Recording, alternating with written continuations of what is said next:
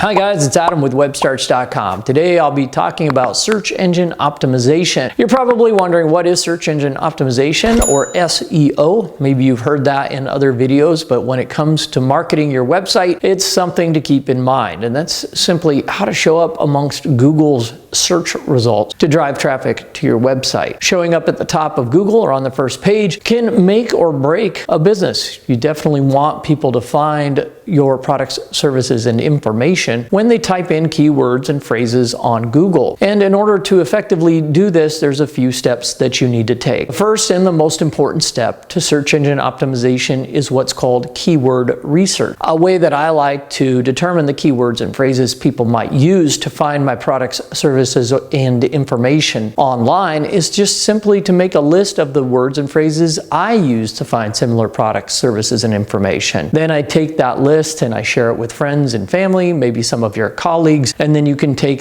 the entire tabulation of all the keywords and phrases that you've gathered and then enter them into what's called the Google Keyword Planner, and then that will give you even more iterations on those keywords and phrases. By that time, you'll have tons of keywords and phrases that people use to search for products, services, and information like yours on the internet. Once you have that list, you're going to want to prioritize those based on how frequently they're searched and the total amount of potential revenue you could earn from each phrase. So some phrases can really pay off while others don't. You want to take the ones that have the best return, and you want to focus on getting good ranking for those specific keywords and phrases. Once you have that real target list of the best keywords and phrases for your website, you're going to want to put it into different sections of your website, starting with your page title. That's the part that shows up in the browser tab, and it's the bold blue link in Google's search results. So it's kind of the main thing that people are drawn to when they do a search.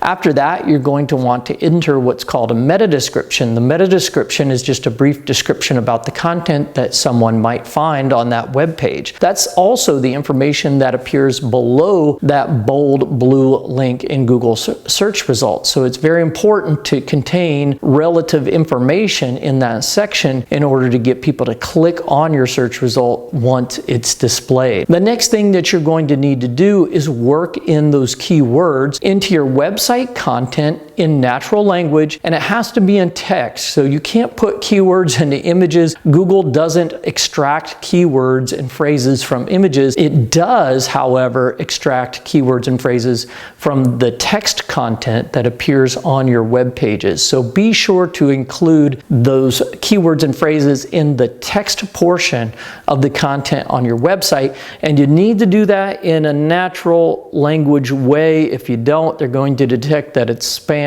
and then you can get penalized, and that means sometimes that you will never show up for the search term that you want people to find you by searching for. The next thing that you're going to need to do is you're going to need to find plenty of places that link back to your website, preferably somewhere in your niche. So that means your same industry or category. And the way that you do that is you have to create a lot of great content and then make that content available to people who are in your niche, point it out to them, and hope that they link. Sometimes you can make a deal where they'll link to you. Google doesn't like that, but if you're careful and you don't get too spammy with that, you can get some good links. At the end of the day, the one thing that's going to determine your search ranking more than anything are those backlinks. As complicated as the Google algorithm has become over the years, it's still primarily just judging your website quality by the quality of website that is linking back to yours. So if you have a prominent website, let's say USA Today, and it links back to your website for your category name, they're going to find that to be a very authoritative and relevant link, and you're more likely to show up in the top of the search results. So you want to get as many of those high authority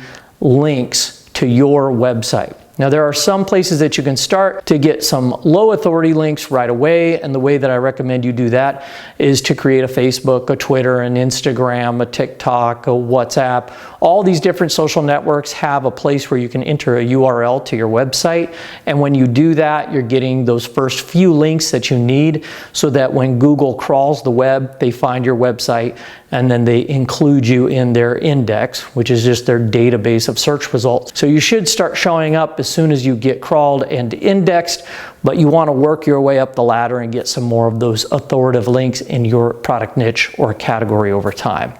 That's it for today's video. I hope you enjoyed it. Once again, be sure to subscribe and enable notifications to learn more about how to create your own website, online store, sell products online, internet marketing, and search engine optimization. Thanks for watching.